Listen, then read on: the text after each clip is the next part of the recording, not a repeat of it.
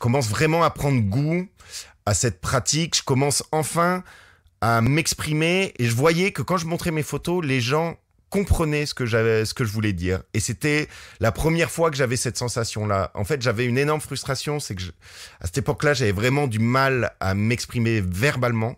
J'avais l'impression qu'on me comprenait pas parce que c'est vrai que j'étais quelqu'un très passionné, avec beaucoup d'entrain, et donc parfois on mélangeait ça avec de l'agressivité, et donc à chaque fois on me le reprochait, et moi j'étais là, non, en fait c'est pas de l'agressivité, mais et du coup j'arrivais pas à trouver mes mots, et j'avais vraiment ce sentiment-là d'incompréhension qui me frustrait énormément.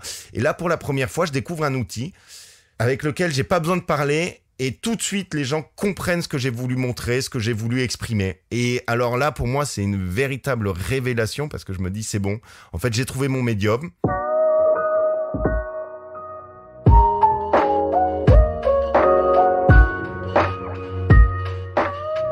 Salut, c'est Alyosha. Bienvenue dans Vision.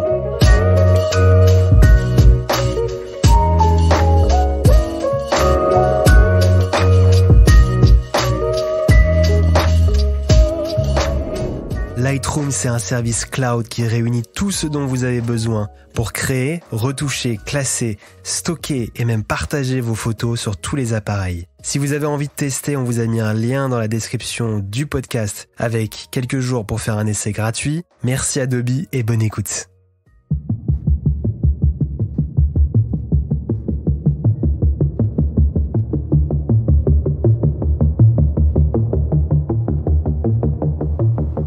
Nous sommes à Kaboul le 11 septembre 2021 et les talibans ont convié les journalistes internationaux et aussi afghans à un meeting d'étudiantes pro-Émirat qui s'étaient réunis à l'université polytechnique de Kaboul. On savait pas trop à quoi s'attendre au départ. Ils nous annoncent qu'il y a 2-3 étudiantes qui souhaitent témoigner.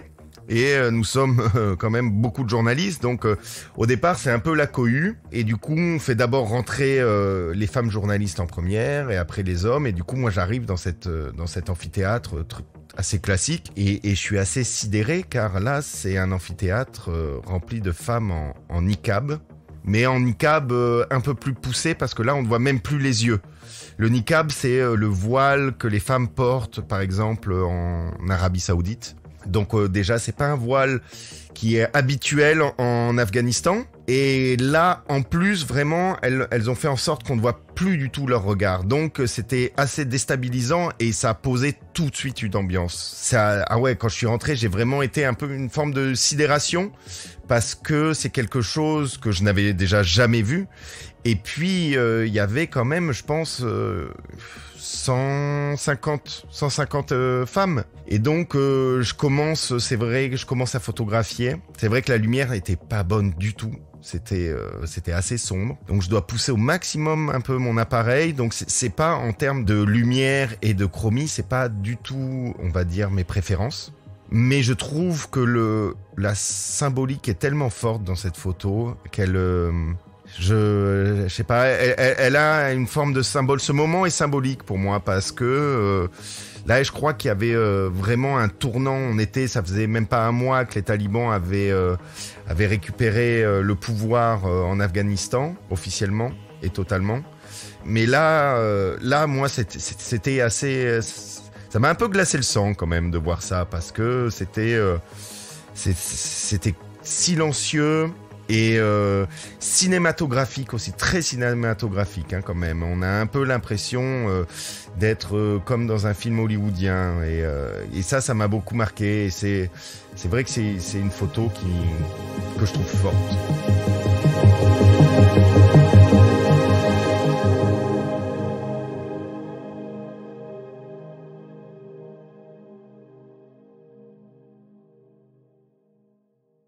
Je m'appelle Adrien Vauthier, j'ai 35 ans et je suis jeune photographe. J'ai commencé de manière professionnelle le photoreportage à 30 ans et j'ai eu un parcours, ce qu'on peut dire, un peu singulier. C'est vrai que je me suis mis à la photographie sur le tard, mais j'avais déjà des pratiques, je ne sais pas si je peux appeler ça une pratique artistique, mais j'avais des pratiques qui où je pouvais laisser mon imagination et on va dire aussi un peu mes pulsions se libérer. C'est vrai que j'ai eu une adolescence, on va dire, un peu compliquée en termes de scolarité, mais aussi dans ma vie personnelle. Et je ressentais aussi le besoin de m'exprimer et j'arrivais pas à le faire avec des mots. Il y avait une grande colère en moi. Et c'est vrai que j'ai fait la rencontre, on va dire, avec le graffiti via des amis quand j'étais en seconde. Et ça a été une véritable révélation pour moi. J'ai découvert quelque chose. Déjà, j'aimais beaucoup le hip-hop. Donc là, on est au début des années 2000. On doit être en 2003-2004. Donc déjà, univers rap, voilà, culture hip-hop américaine et aussi parisienne parce que j'ai grandi à Montpellier. Donc à l'époque, Internet n'était pas aussi développé que maintenant. Donc on n'avait pas forcément accès facilement à la musique, aux clips, aux magazines, surtout à Montpellier. Donc je découvre ça un peu dans les égouts de Montpellier avec des gens qui sont encore mes amis.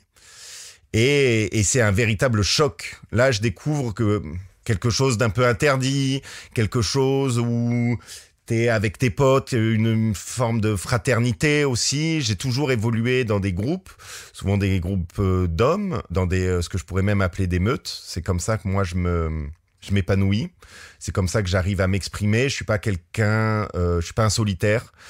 Donc voilà, je pratique le graffiti assez intensément comme ça, de 16 ans jusqu'à 25-26 ans. Pendant 10 ans, donc vraiment plusieurs fois par semaine. Mais c'est vrai que je me tourne vraiment vers le graffiti, on va dire illégal, vandale à l'époque, donc la rue. Je traîne beaucoup dans la rue. Et c'est ce qui m'amène peu à peu aussi à un autre passage de ma vie, qui est la rencontre avec le monde des ultras, qui est une catégorie de supporters de foot. J'étais forcément passionné de ma ville de Montpellier.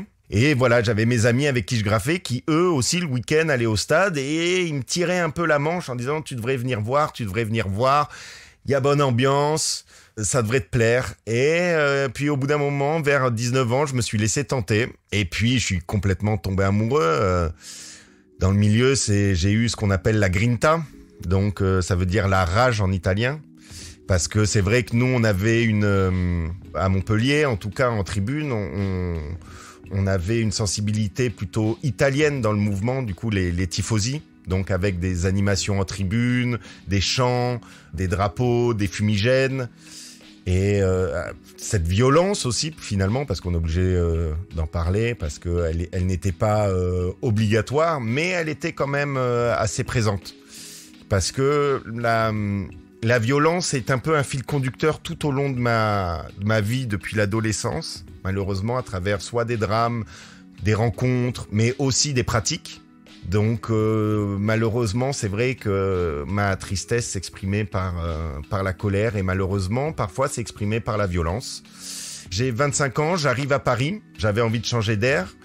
Et je trouve assez rapidement, grâce aussi à d'autres amis, à un travail dans une boutique de fringues. J'avais besoin d'un job alimentaire tout de suite pour m'installer sur Paris. L'installation sur Paris n'était pas quelque chose de simple d'un point de vue financier, mais même aussi personnel, parce que on va dire, l'écart d'ambiance ou même de tout par rapport à Montpellier était vraiment immense. C'était pas du tout la même mentalité, c'était pas du tout le même rapport. Moi, j'étais dans une période aussi assez complexe de ma vie. J'étais à ma seconde psychanalyse. Donc je sortais vraiment d'une grosse période de dépression. J'avais quand même fait beaucoup la fête, j'avais fait quand même beaucoup de choses à Montpellier et j'avais cette envie déjà d'évoluer. Les 2 dernières années, je travaillais en tant qu'auxiliaire de vie scolaire avec un enfant handicapé à l'école. Donc je l'accompagnais tous les jours sur son temps scolaire.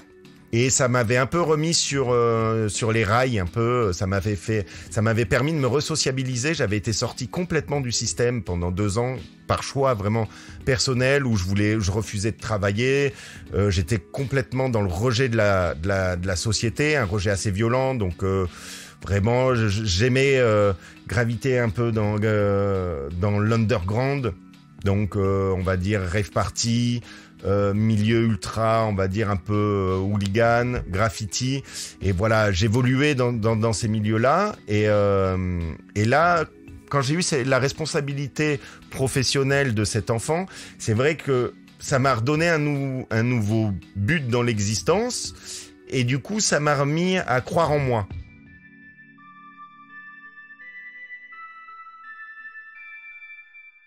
J'ai quitté Montpellier, j'arrive à Paris et là ma pratique du graffiti commence à ralentir parce que je suis plus sur mon territoire, j'ai pas mes repères, j'ai plus mon équipe avec moi, c'était quelque chose que je ne faisais pas tout seul. Donc voilà, je m'ennuie. À vrai dire, c'est vrai que je m'ennuie, je fais beaucoup la fête, mais je n'ai plus de pratique. Je fais un métier qui est pas déplaisant mais dans lequel je ne trouve pas réellement de sens.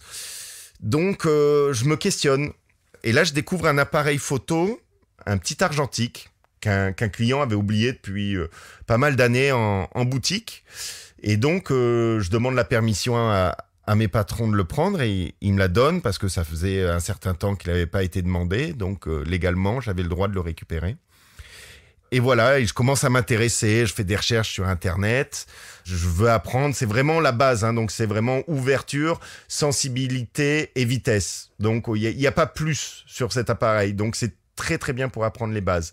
Avant, j'avais vraiment une pratique de la photo au moment du graffiti qui était assez naïve, qui était juste de documenter mes pièces avec les premiers appareils grand public numériques, compact, donc il suffisait d'appuyer sur un bouton et de viser, quoi, vraiment comme le point and shoot de numérique, on va dire, des années 80-90, mais argentique, je veux dire.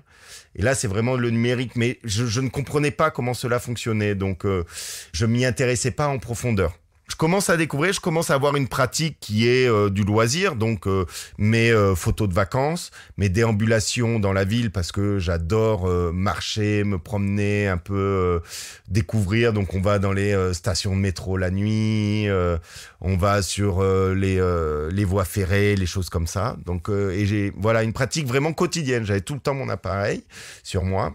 Et voilà, ça commence vraiment à devenir un plaisir. Je commence à faire mes premiers voyages aussi où je pars tout seul. Voilà, j'ai fait l'Irlande, je suis parti aussi en Israël-Palestine.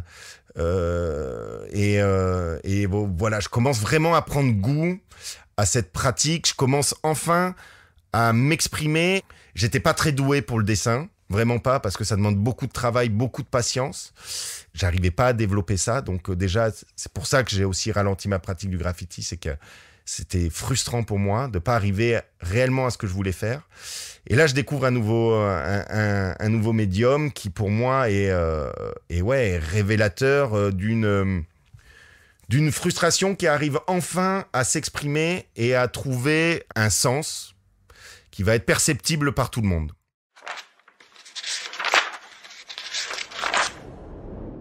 Après avoir eu cette révélation, c'est vrai que je n'avais pas fait d'études après mon bac. J'avais tout de suite travaillé.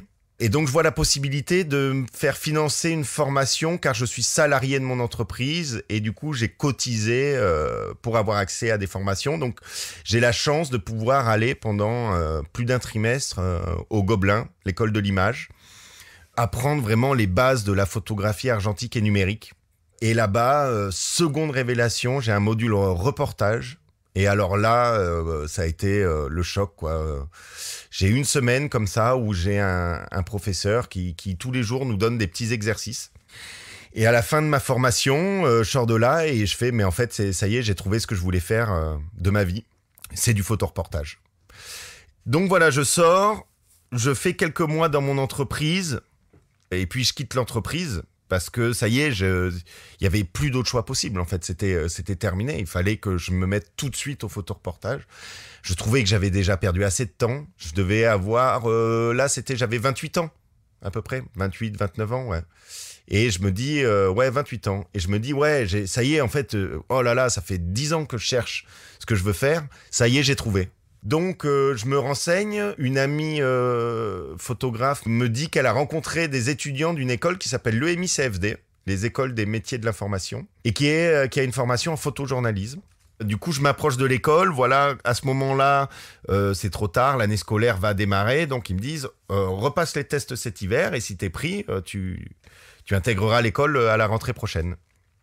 Donc je quitte Paris, je vais m'installer dans une grande maison d'artistes, un peu squat, avec plein d'artistes différents, artistes contemporains, graphistes. Il y avait une web radio qui s'appelle Lille Radio. Il y avait des musiciens qui font de la musique expé. Enfin voilà, c'était très dynamique à Lyon, où j'avais pas mal de potes justement encore dans le graffiti. Donc je vais m'installer 1 an là-bas, dans cette maison-là. Et là, voilà, je commence mes premiers reportages. Je pars dans la jungle de Calais.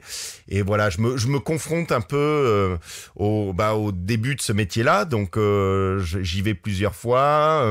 J'essaye de réfléchir à des projets. Je monte un projet de fanzine. Voilà, tout de suite, j'essaye d'avoir une dynamique Je comprends assez vite que faire des photos, ce n'est pas une fin en soi, qu'il faut qu'elles vivent à la fin, et tout de suite, ce qui m'intéresse, c'est l'édition. Ouais, tout de suite, j'ai envie de faire des objets, de bricoler, de collaborer aussi avec des gens qui sont déjà dans l'édition, écouter leurs conseils, avec des graphistes, voilà, tout de suite, j'ai approché aussi un chercheur en langue arabe pour arriver à comprendre ce que je voyais. Donc, je me mets dans le bain. Donc, je construis un peu mon approche professionnelle. Bon, forcément pas excellente parce que naïve. Et voilà, j'intègre l'EMI-CFD en octobre 2016 et j'en sortirai au printemps 2017, complètement chamboulé. Donc, j'ai eu 2 très bons professeurs qui sont quand même deux bonnes pointures dans le monde du photoreportage, qui sont Julien Daniel de l'agence Myope et Guillaume Herbeau de l'agence Vue, et qui ont complètement déconstruit toutes les idées que j'avais en arrivant à l'école, et qui ont semé en moi des graines qui germent maintenant, et qui m'ont permis de gagner énormément de temps. Parce que assez rapidement à la sortie de l'école, j'ai su ce que je voulais faire, et j'ai su comment je voulais raconter les histoires sur lesquelles j'allais. Vous écoutez Vision, podcast de la photographie contemporaine. Mon approche du métier a forcément évolué depuis bientôt 5 ans. Au début, j'étais très presse magazine, donc magazine d'actualité français. Donc, en gros, je me mettais en binôme avec un ou une rédactrice. On partait sur le terrain produire des sujets. Et on les proposait aux rédactions, clés en main, textes et photos, sur essentiellement des sujets franciliens, du coup en Île-de-France, parce qu'au départ, j'avais vraiment pas du tout d'argent, donc j'avais pas les moyens de partir à l'étranger la première année. Et pour se faire connaître, c'est vrai que mes professeurs nous avaient dit que les sujets français fonctionnaient très bien dans la presse magazine. Donc, je commence à faire un sujet que j'avais commencé pour mon école, qui était sur la bike life. Donc, c'était des gamins en banlieue parisienne qui font du motocross en ville.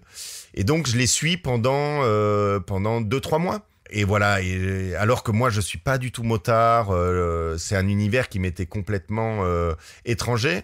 Donc je les suis, je prends énormément de plaisir à shooter, et j'ai mes premières publications grâce à ça. Donc première publication magazine, le magazine VSD, qui encore à l'époque, il y a 5 ans, était un magazine qui fonctionnait, qui payait bien. Et donc du coup, quel plaisir, je sors tout de suite de l'école et j'ai la chance d'avoir tout de suite des publications qui tombent. Et donc, mon premier objectif était d'avoir la carte de presse, Précieux Sésame.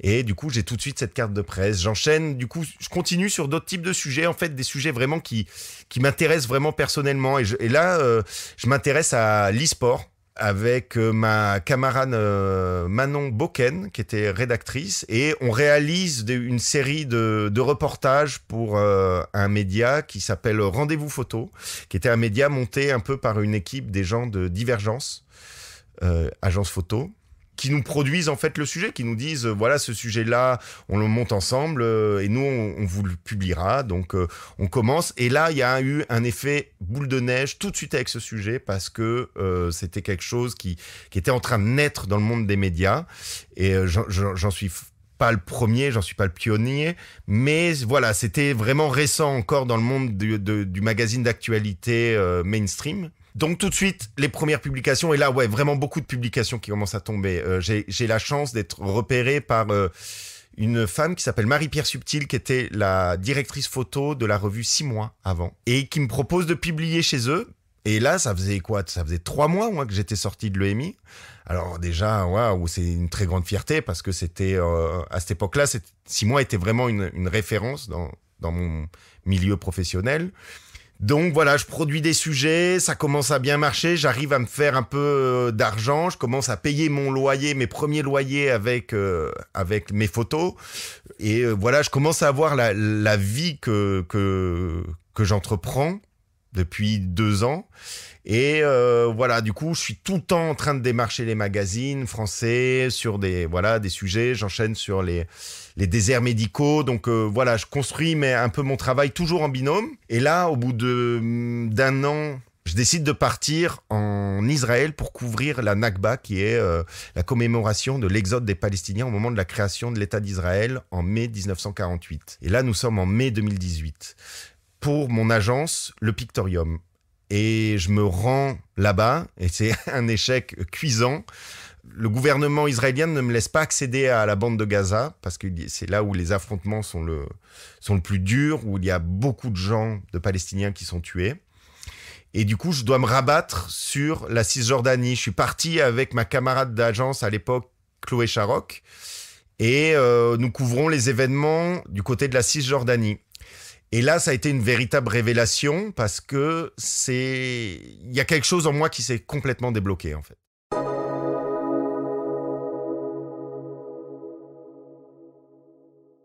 Avant, je réfléchissais beaucoup quand je faisais mes photos, je me prenais énormément la tête, ce qu'il fallait que j'oublie pas, comment ma mesure d'exposition. Et là, on était quand même dans une zone où il y avait on va dire entre guillemets du conflit.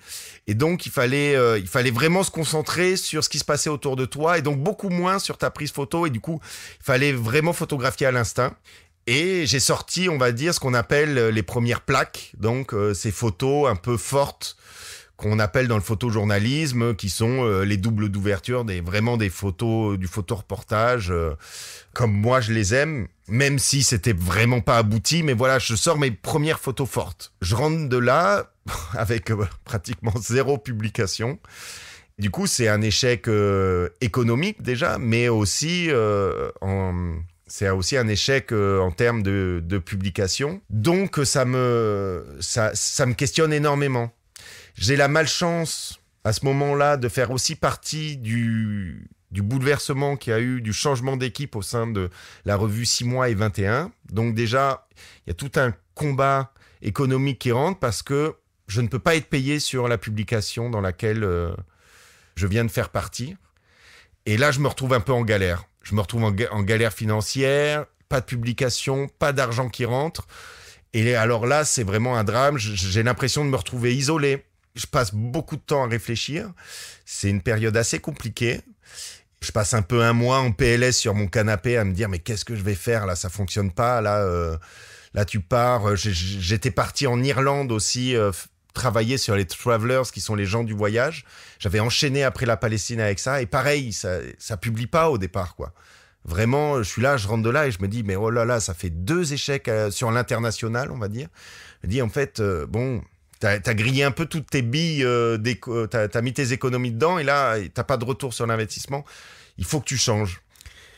Et là, je passe 2-3 mois sur mon ordinateur à éditer mes photos, à me replonger, à essayer de trouver un traitement, une chromie, vraiment à travailler mes photos, vraiment 3 mois d'editing, à choisir l'ordre, comment je veux raconter les histoires. Je me plonge dans des livres, je vais voir des expos.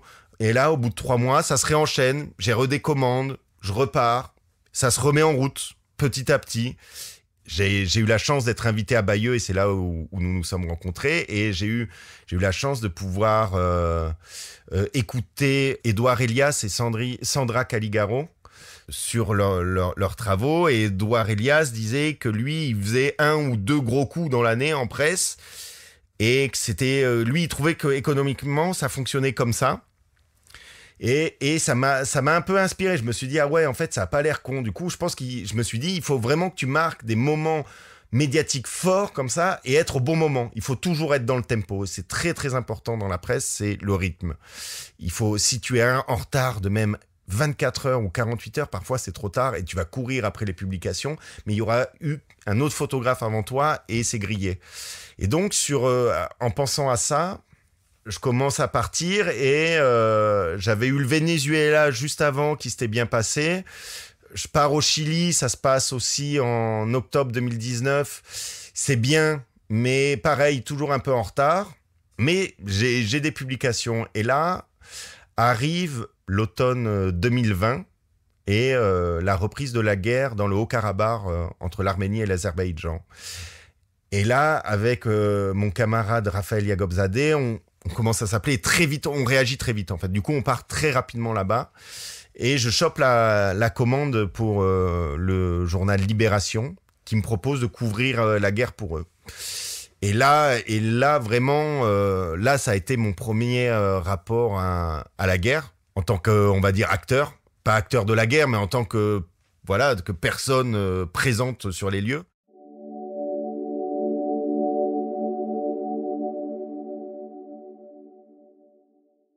Ce qui est marrant, c'est que quand j'ai rencontré ma compagne, Rachel, elle est rentrée dans ma vie vraiment au balbutiement du photoreportage. Du coup, elle connaît tout. Elle m'a vraiment accompagné du début et j'espère jusqu'à la fin. Mais je lui avais dit très rapidement, tu sais, un jour, je partirai du jour au lendemain sur une zone de guerre. C'est vraiment un truc qui m'appelle. J'avais vraiment cette envie-là parce que je trouve que la guerre est un marqueur historique et temporel très important dans notre société. Et du coup, ça m'a toujours intéressé. Je viens d'une famille où l'armée, on va dire, du côté de mon père, mon grand-père a fait la guerre, son grand-père aussi était général. Enfin voilà, il y a eu des grosses carrières militaires du côté de ma famille paternelle. Et c'est vrai que c'est quelque chose qui nous a pas été transmis en tant que carrière militaire. Mais voilà, notre grand-père, il nous racontait un peu ces histoires de guerre, les films de guerre. Je sais pas, il y avait vraiment une attirance. Et c'est en parlant avec ma psy que j'ai découvert la raison qui est que j'ai trouvé au sein de ces terrains-là un équilibre avec mon chaos intérieur. En fait, le chaos extérieur arrivait à s'équilibrer avec le chaos intérieur et du coup, pour moi, je trouvais un sens au moment d'être présent sur ces terrains-là, en fait. Et c'est pour ça que le Haut-Karabakh, ça m'a vraiment bouleversé parce qu'à chaque fois que je vais sur le terrain, il y a toujours une journée où je me dis, mais qu'est-ce que je fais là ? Est-ce que je suis légitime déjà d'être là? Mais aussi, pourquoi t'es venu jusque-là? Parce qu'il y a eu des moments où c'est toujours compliqué. Ça a été au Venezuela, ça a été en Cisjordanie, ça a été aussi au Chili, ça a été aussi au Karabakh. Il y a toujours un moment où tu te dis, mais oh là, j'ai l'impression, mais dans quel merdier tu t'es foutu? Et je pense souvent à ça, à mon chaos intérieur, en fait, qui maintenant est arrivé à trouver un équilibre grâce à ce terrain-là. Vraiment. Et du coup, c'est pour ça que j'ai aussi cette attirance-là. C'est que, c'est peut-être dur ce que je vais dire, mais c'est que je me sens en paix avec moi-même quand je fais ce métier-là. Même si c'est dur, parce que c'est dur de dire je me sens en paix avec moi-même sur des terrains de guerre où les gens meurent, souffrent, perdent énormément. Mais j'ai besoin de me confronter en fait à toute cette violence-là pour arriver à trouver un sens dans mon existence aussi en ce moment en France. En général, on va dire que oui, je prépare quand même le terrain. Je m'intéresse à ce que font mes camarades journalistes, à ce qui s'est fait, au moins au niveau de la géopolitique contemporaine aussi, récente, pour pas arriver à être quand même un total abruti. Mais j'aime beaucoup y aller au feeling et découvrir par moi-même. Ça a été, même en règle générale dans la vie, c'est ce que j'aime. C'est vraiment, je suis pas un grand littéraire, mais par contre, j'aime apprendre en vivant le moment. Donc, je mêle un peu les deux. Je me documente énormément, je lis beaucoup de presse avant d'y aller, si j'ai le temps. Je construis des synopsis, par exemple. C'est vrai, c'est ce qu'on avait fait avec le magazine Marianne pour l'Afghanistan, parce que c'était un voyage qui était prévu à l'avance. Je devais atterrir le 20 août. Le pouvoir a basculé le 15 août. Et donc, du coup, j'ai dû restructurer tout mon voyage pour pouvoir repartir parce que les billets ont été annulés, on avait des doutes sur la sécurité. Là, ça a été aussi un chamboulement, mais il y avait eu un travail en amont de préparation, du coup, comme tu dis, des synopsis, de la documentation, du travail en équipe, parce que je travaille essentiellement avec des rédacteurs, donc, et c'est eux qui ont le travail de recherche le plus important, mais on se met d'accord sur les sujets. Moi, je travaille, ces dernières années, j'ai essentiellement travaillé avec une journaliste qui s'appelle Morgane Bonnat, donc on travaille vraiment en binôme. C'est quelqu'un qui a vraiment une grande sensibilité avec la photo, et ça, c'est assez agréable de pouvoir travailler avec un rédacteur qui aime la photographie de presse. Véronica Dorman, la journaliste de Libération, avait cette même sensibilité, avec qui j'ai travaillé sur le Haut-Karabakh.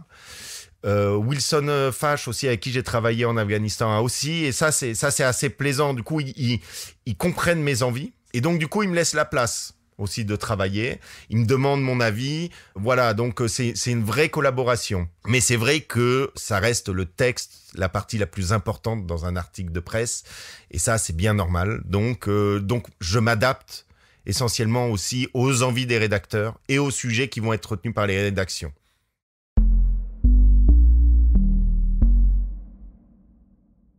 Là, il y a eu beaucoup de ressentis sur ce reportage-là. Ça a vraiment été je pense, un des voyages photo qui m'a le plus bouleversé. C'est que déjà, ça commence mal.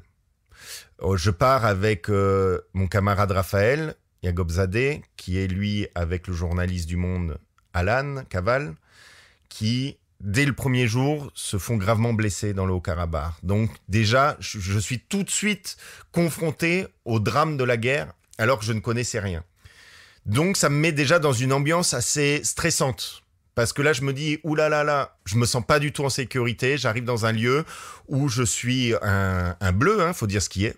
Donc j'observe beaucoup mes camarades qui ont plus de bouteilles. Donc il y avait les journalistes de Paris Match, il y avait les journalistes Al Jazeera, la BBC, et ma camarade avec qui je suis, Véronica Dorman de Libération. Elle aussi, c'est la première fois, elle n'est pas journaliste de guerre, mais elle est spécialiste du monde russe. Donc elle aussi, elle se retrouve embarquée dans quelque chose qu'elle ne connaît pas réellement.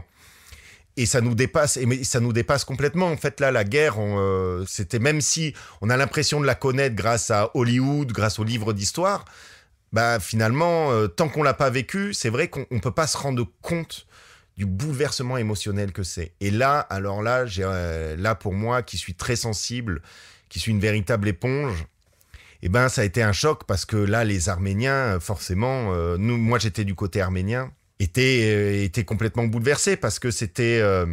Donc les hommes partent à la guerre tout de suite, il ne reste que les femmes et les enfants, et l'histoire se répète. C'est une guerre qui dure depuis 30 ans, et du coup c'est toujours la même histoire. Donc les hommes partent au combat, meurent, et les femmes et les enfants pleurent. Et des bombes tombent sur les villes. Tout de suite, on a difficilement accès aux zones de guerre. L'armée du Karabakh nous donne pas accès au front, c'est très dangereux. On fait le choix aussi de pas y aller au départ, parce que on n'a aucune info de ce qui s'y passe réellement. Donc on reste sur les zones civiles. Donc tout de suite, c'est du témoignage, c'est aussi un peu de survie quand il faut aller se cacher, quand il y a des bombardements, mais c'est avant tout du témoignage, de l'interview vraiment des civils. Et moi, c'est vraiment ce que je préfère en fait dans le reportage de guerre. C'est vraiment le peuple, en fait, parce que c'est toujours lui qui trinque. C'est jamais lui qui décide d'aller faire la guerre finalement, mais à la fin, c'est lui qui reçoit les bombes sur la tronche. Et puis là, ils en ont reçu quelques-unes quand même, il faut dire. Après, c'est des gens très forts, les Arméniens, habitués malheureusement à la guerre, donc ils savent quoi faire à ce moment-là, plus que moi en tout cas. Et donc, ouais, vraiment, on est dans un stress, on est à Stepanakert, la capitale du Haut-Karabakh. Au bout de quelques jours, on choisit de sortir du territoire parce qu'on ne se sent pas en sécurité. Donc, on est avec une équipe de journalistes. Et voilà, et on fait les allers-retours un peu. On va à la frontière, on rentre, on ressort pendant 10 jours assez intenses, vraiment très, très, très intenses. Et finalement, je vais y rester 7 semaines. Je vais faire un premier voyage de 5 semaines. Je rentre à Paris pour me reposer parce que je sentais que c'était le moment. Je commençais à faire un peu des erreurs sur le terrain, d'inattention à cause de la fatigue. J'avais quelques doutes aussi, donc je m'étais fait la promesse de, si je commençais à douter, il fallait surtout pas que j'y aille. Donc je fais le choix de rentrer et au bout d'une semaine, Libération me renvoie en Arménie parce que un accord tripartite a été trouvé entre Poutine, l'Arménie et l'Azerbaïdjan. Donc voilà, on va couvrir les événements qui vont suivre. Donc on y retourne, on travaille bien, je rencontre encore plein de journalistes. Enfin vraiment, je rentre de ce voyage enjoué au départ, parce que j'ai dû faire 3 unes pour Libération, plus des portfolios, plus un nombre de pages. J'ai travaillé pour La Croix, pour Vice, pour Marianne. J'ai eu vraiment la chance de collaborer avec beaucoup de médias, donc une énorme visibilité à ce moment-là. Et finalement, je vois pas arriver tout de suite le bouleversement émotionnel, en fait, et la violence que j'ai vue. C'est quelque chose que j'avais laissé au second plan et auquel j'ai pas fait attention et qui a commencé à s'installer en moi dès la retombée un peu de... j'aime pas utiliser le mot adrénaline parce que j'y vais pas du tout pour ça, même si c'est vrai que c'est forcément quelque chose qu'on vit, mais c'est pas le cœur en tout cas de ce que j'ai vécu. Mais en tout cas, après, on va dire la joie du travail que j'estimais bien fait, ça a laissé place peut-être à une forme de colère et de violence qui ont fait renaître en moi des vieux traumatismes aussi et qui ont ravivé un peu, des traumatismes passés. Et ça a été compliqué à gérer. Vous écoutez Vision. Suivez-nous sur Instagram pour plus de news et de photos.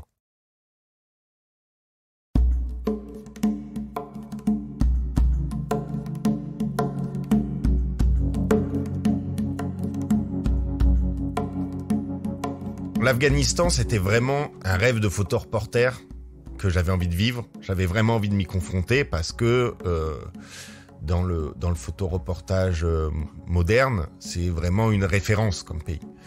40 ans de guerre, des nations qui viennent s'y casser les dents, des groupes armés terroristes. Vraiment, il y a un peu tout. Et puis, carrefour un peu de sociétés diverses, enfin d'ethnies, économiques. Vraiment, c'est un centre névralgique vraiment, je sais pas, très attirant pour moi. Et donc, voilà, j'avais cette idée. Et là, je voyais qu'il se passait énormément de choses. Tout le monde l'a vu arriver. Hein, c'est ce qui s'est passé. Et donc, je démarche Marianne. Enfin, nous démarchons parce qu'avec ma camarade Morgane. Et nous faisons le choix d'y aller pour fin août, début septembre, pour y être pour le 11 septembre. On trouvait que c'était intelligent d'y être pour cette commémoration, ce triste anniversaire. Donc nous montons au début des sujets, mais finalement qui sortent pas du lot parce que on raconte un peu les mêmes histoires que partout. Donc on voulait la situation des femmes, ce genre de sujet un peu redondant sur la fin de la République islamique. Et il arrive ce qu'il arrive, les talibans reprennent le pouvoir assez rapidement, on le voit arriver. Franchement, on le voit arriver. Depuis moi, je suivais l'actualité quotidiennement sur l'Afghanistan durant l'été. Et du coup, tu le vois arriver. Tous les jours, ils disaient, les talibans, 300 km de Kaboul, 200 km. Puis bon, après, voilà, ils sont rentrés sans réellement combattre. Même s'il y a eu des combats et que des gens ont donné leur vie pour essayer de sauver le pays. Malheureusement, ça n'a pas été suffisant. Donc le 15 août, le pays bascule et moi je me dis mais c'est le moment d'y aller parce que là c'est un nouveau chapitre qui commence. Autant y être dès le début et alors là il faut vraiment pas rater. Et on a mis un peu de temps, voilà, on est arrivé début septembre avec Wilson et Morgan.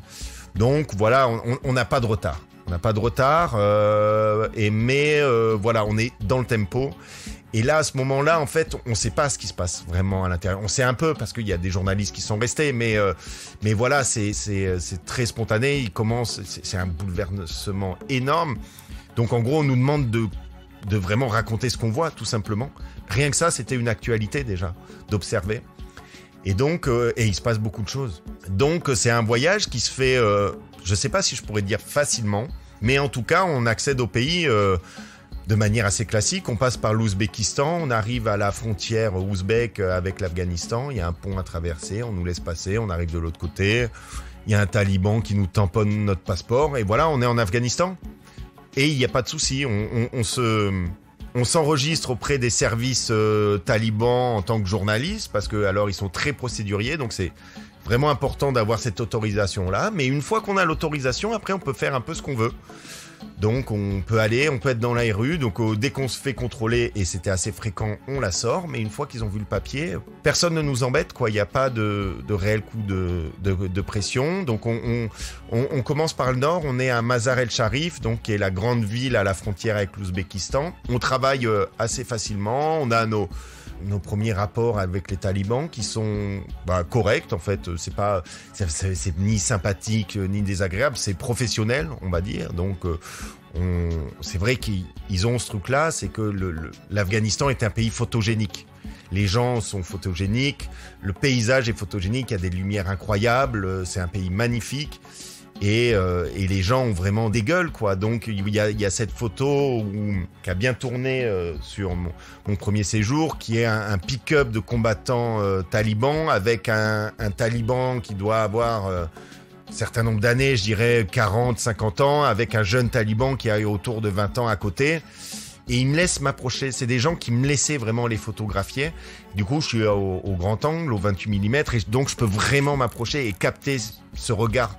Il a un regard, je sais pas, il y a quelque chose de un peu qui glace le sang, parce qu'un regard très très dur, mais et là tu comprends que les dernières années ont été dures en Afghanistan avec un regard pareil.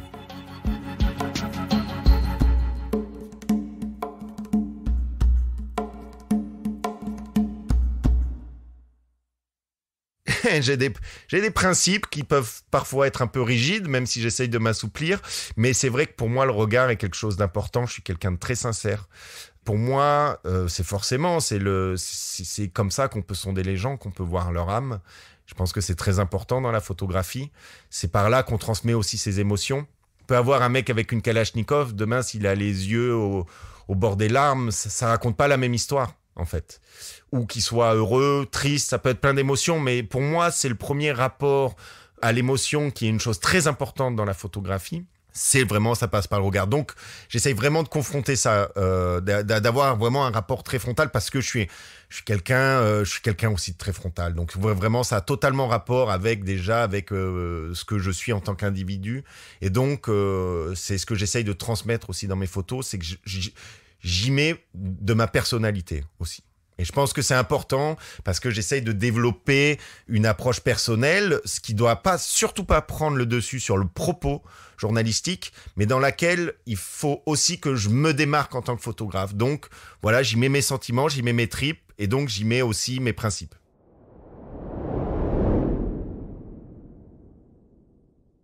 Différemment à l'Afghanistan qui avait été prévu à l'avance et dont le trajet a été modifié avec la prise de pouvoir des talibans. Là, cette fois, moi, j'avais le pressentiment qu'il allait se passer quelque chose. Bien sûr, comme tout le monde, on n'avait pas forcément la date ou la période. Mais c'est vrai que plus les jours avançaient en février, plus je voyais quand même qu'il allait se passer quelque chose. C'est vrai que les services secrets américains ont visé juste à peu près sur la période. Donc pareil, 24 février, la Russie envahit l'Ukraine. Et donc tout de suite, appel à la rédaction de Marianne. Ok les gars, c'est bon, vous pouvez y aller, on vous prend les billets, vous partez demain. Le lendemain matin, avion direction Cracovie, en Pologne. De là, on rencontre une journaliste de Radio France qui nous propose gentiment de monter dans sa voiture car elle est seule. Direction Lviv, première ville de l'Ouest entre la frontière polonaise et l'Ukraine. Enfin, c'est pas entre, c'est à la frontière. Et voilà, et nous voilà embarqués. Donc assez rapidement, on atteint l'Ukraine, car dans ce sens-là, il n'y a pas de problème pour passer. Et tout de suite, on voit l'exode qui commençait dès les premières 24 heures. Nous, on est passé par un petit poste frontière et il était déjà saturé. Il était déjà saturé de familles, essentiellement des femmes, des enfants et des hommes âgés, parce qu'il y avait une interdiction aux hommes de quitter le pays. Mais voilà, on a vu, il y avait 3, 4, 5 kilomètres peut-être de bouchons à la frontière.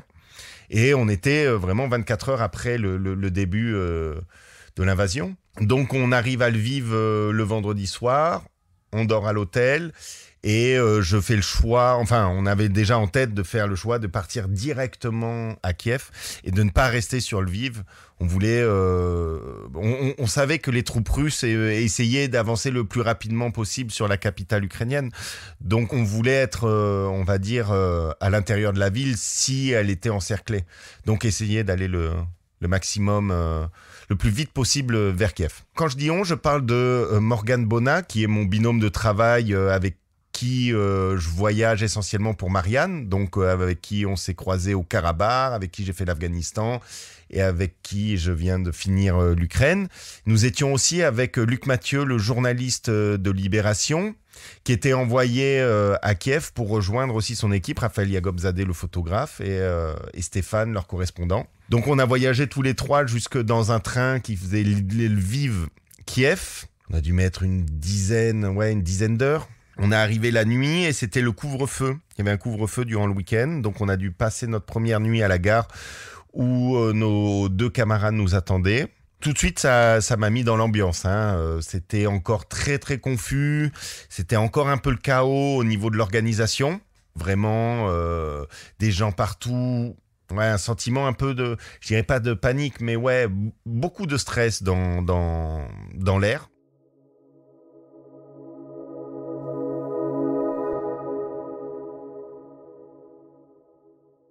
On était dans un sous-sol de la gare parce que le métro, en fait, et la gare ne se joignent pas. Donc, on n'avait pas le droit de sortir du lieu. C'était le couvre-feu, c'était interdiction de sortir de la gare.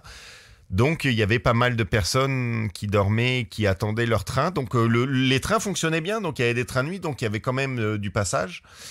Mais voilà, on a dû attendre le lendemain matin et vu qu'on s'est déclaré en tant que journaliste, que notre appartement après n'était pas très loin de la gare, on nous a donné l'autorisation de partir. Les premiers jours étaient assez bizarres, très dur de mettre en place une logistique stable, donc chauffeur, traducteur, parce que tous les hommes s'étaient engagés dans la défense territoriale.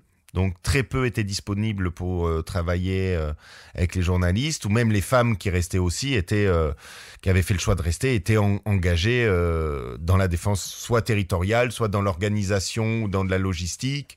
Ouais, très très difficile de trouver quelqu'un. Donc ça a mis quelques jours à se stabiliser, et on a pu commencer à travailler convenablement au départ sur des sujets à l'intérieur de Kiev. Et après, tout de suite, on a vu le front se dessiner autour de la ville d'Irpin.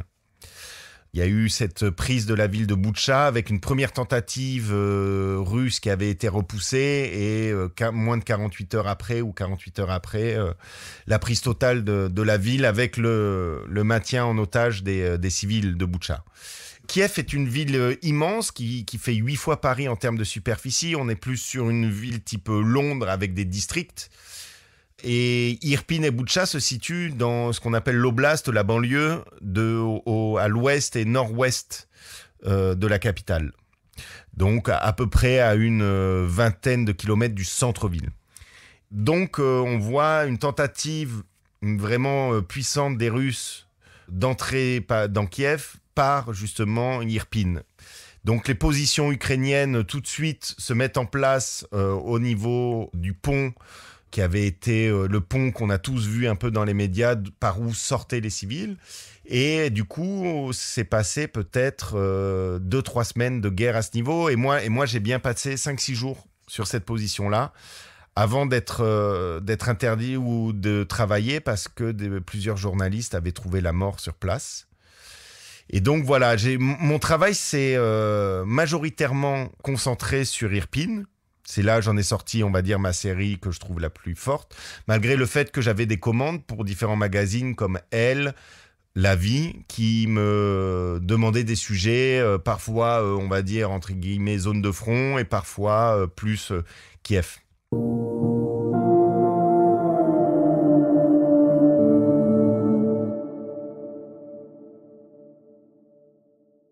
Irpin, on va dire que c'était la pièce maîtresse de mon voyage en Ukraine. Ça a commencé dans le centre, le temps de prendre un peu connaissance.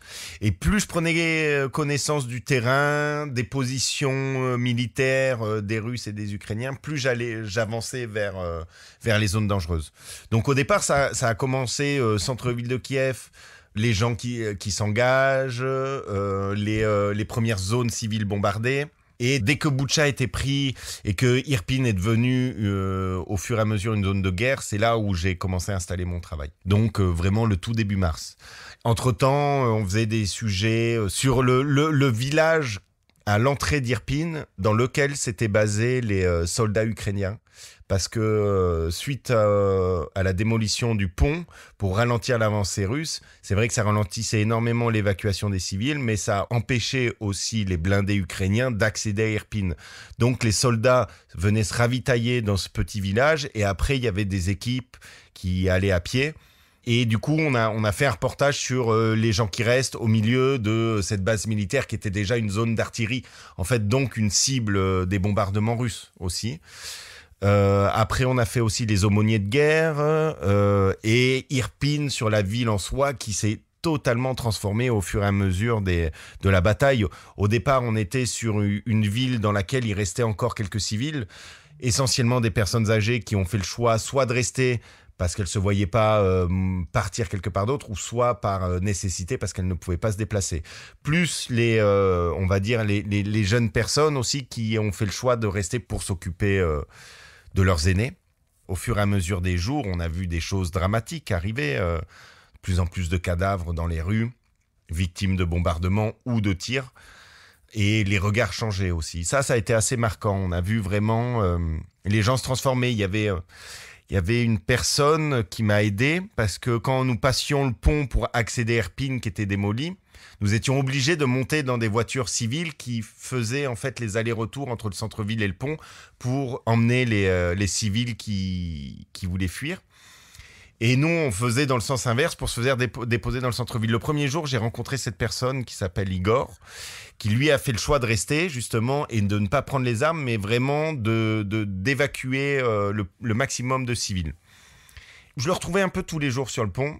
Et le dernier jour où je suis allé à Irpin, c'est vrai que cette personne avait totalement changé, avait été totalement traumatisée, de traumatismes lourds, de ce qu'il avait dû voir, de ce qu'il avait dû vivre. Et ça, c'est vrai que c'est assez marquant, hein, le regard vide, les mains qui tremblent. Là, on voit la puissance du traumatisme, et ce n'était pas le seul. On a rencontré d'autres personnes qui n'étaient pas des militaires, donc pas des gens formés ou habitués à ce genre de combat. Et là, c'est vraiment traumatisant. Au-delà des corps ou des morts, c'est vrai que là, le traumatisme des vivants est quelque chose qui m'a beaucoup marqué quand je l'ai rencontré.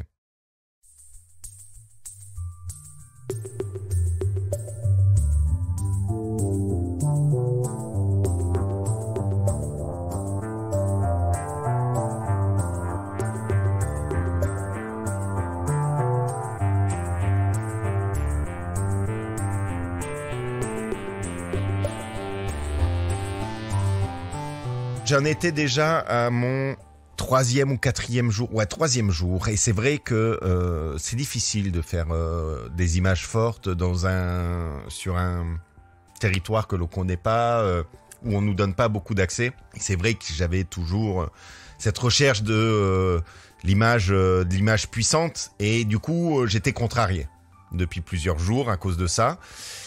Et là, je revenais du pont et je me dirigeais vers le parking où étaient réceptionnés les fuyards. Je lève les yeux et boum, et je vois la photo en fait avant même de la prendre. Elle est là. Il y a ce nuage de fumée qui fait suite à un bombardement dans la ville voisine. Donc, qui donne un truc vraiment, une sensation vraiment apocalyptique. Et ce soldat ukrainien qui monte la garde pour voir s'il n'y a pas de... Je pense qu'il était là surtout pour les hélicoptères ennemis, les hélicoptères russes, qui scrutent l'horizon. Et donc on est vraiment avec en plus les morceaux de pont détruits, on est vraiment dans une image de guerre de guerre, je sais pas si je peux dire moderne, mais ouais, on est dans l'iconographie de la guerre. Vraiment, elle m'a sauté aux yeux, donc je l'ai vue, j'ai déclenché peut-être 3 fois, et voilà, ça a fait la photo d'ouverture de notre reportage dans Marianne, et le service photo était content, et le photographe était content aussi.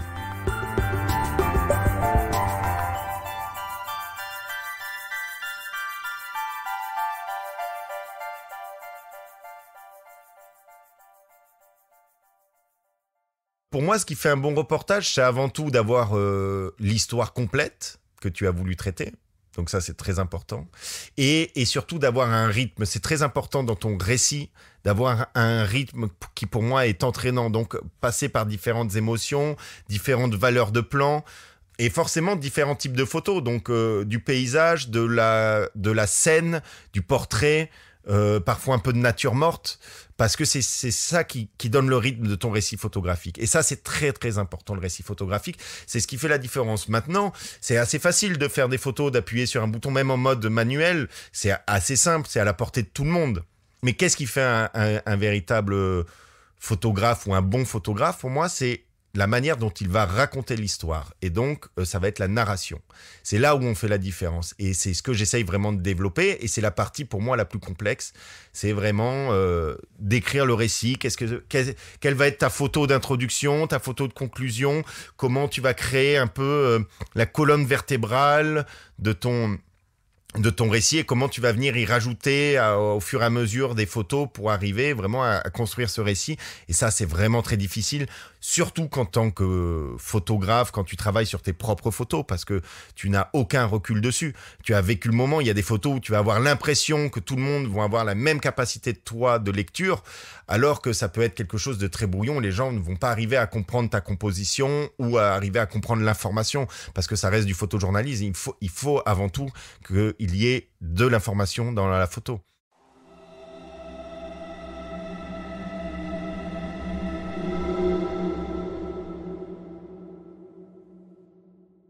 Ma gestion de l'après, c'est vrai que maintenant je pars à chaque fois sur entre 1 mois et demi et 2 mois. Souvent c'est en 2 parties, donc on est déjà sur des voyages assez longs, donc forcément chargés en émotions. Donc quand tu es sur le terrain, j'ai pas le temps, je suis tête dans le guidon, j'ai pas le temps d'avoir le recul nécessaire pour savoir ce que j'emmagasine en fait, comme ça peut être soit du traumatisme, soit de la joie, enfin voilà, plein de choses différentes. Donc c'est vraiment une question que je me pose pas sur le coup et sur lesquelles je suis obligé de revenir maintenant parce que j'ai eu des mauvaises expériences de ça. C'est vrai que quand je reviens, je suis souvent épuisé, donc je prends déjà le temps de me reposer, de faire le tour un peu amis, famille, de prendre le temps aussi avec ma compagne, c'est très important.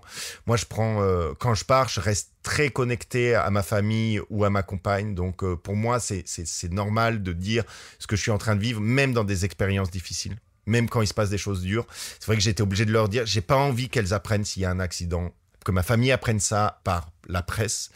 Donc, c'est vrai que je les tiens au courant et je sais que c'est une épreuve qui est pas facile parce qu'on demande à ses proches... de nous soutenir dans des moments où potentiellement il peut se passer quelque chose de grave, même si on limite un maximum les risques.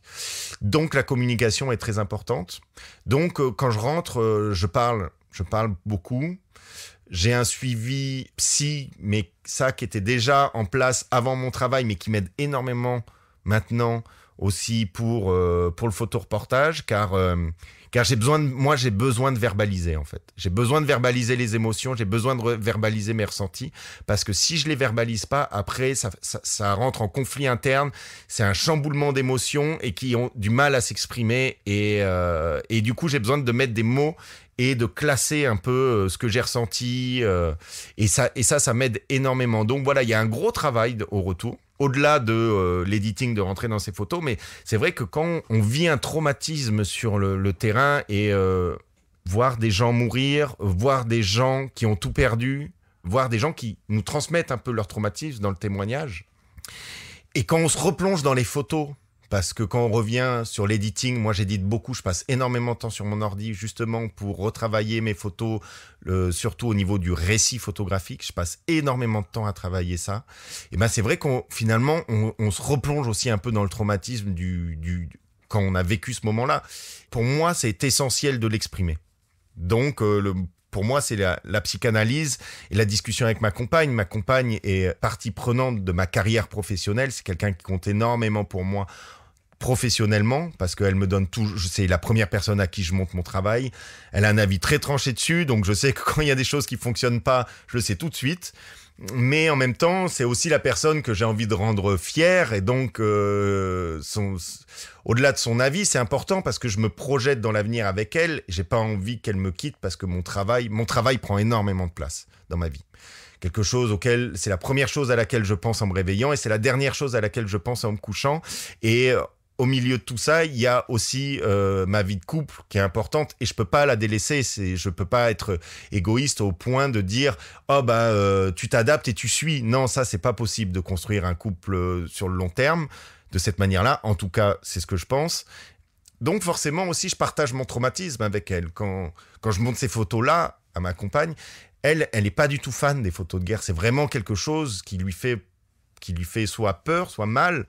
Et donc, on est forcément obligé d'en discuter, et c'est pas facile. Mais en tout cas, ça fonctionne bien. Ça fonctionne bien parce que ça doit pas être facile de voir son conjoint qui, du jour au lendemain, prend son sac et dire « Oui, je pars sur le front, je pars en Afghanistan voir les talibans. » Enfin, je me mets à sa place. Ça doit être très difficile. Et c'est vrai que c'est la partie du photoreportage ou des reporters, en tout cas sur des zones de conflit ou des zones difficiles, qu'on voit pas, c'est les proches, parce qu'eux aussi partagent nos expériences. Si ça se passe mal pour eux aussi. Et donc c'est un travail qu'on fait tous les deux et que je fais aussi avec ma famille. Le photojournalisme ne me permet pas de remplir mon frigo toute l'année, parce que c'est un métier qui économiquement a du mal à se retrouver. Donc c'est assez dur d'en vivre, même si pour moi je me porte bien quand même, faut dire ce qui est, j'ai vraiment pas à me plaindre.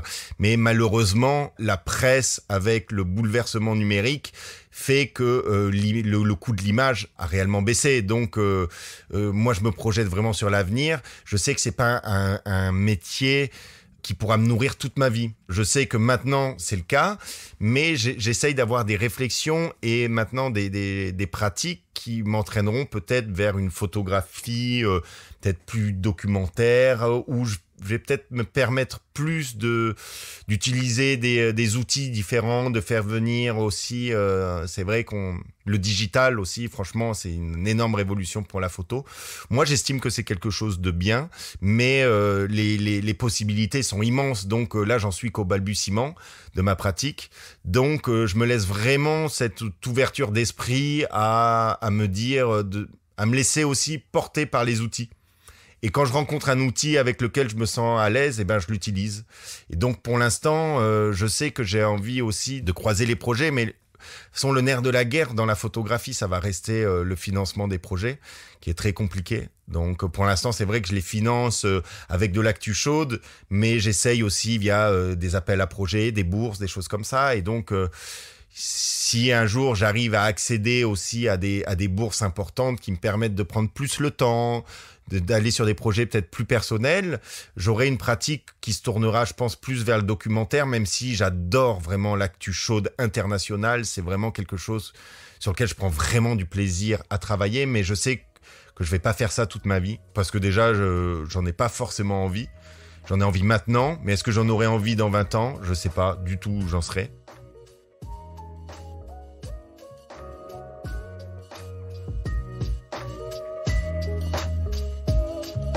Merci d'avoir écouté Vision. Si le podcast vous a plu, abonnez-vous et partagez-le autour de vous. Laissez-nous une note et votre avis. Ça nous aide beaucoup. À bientôt.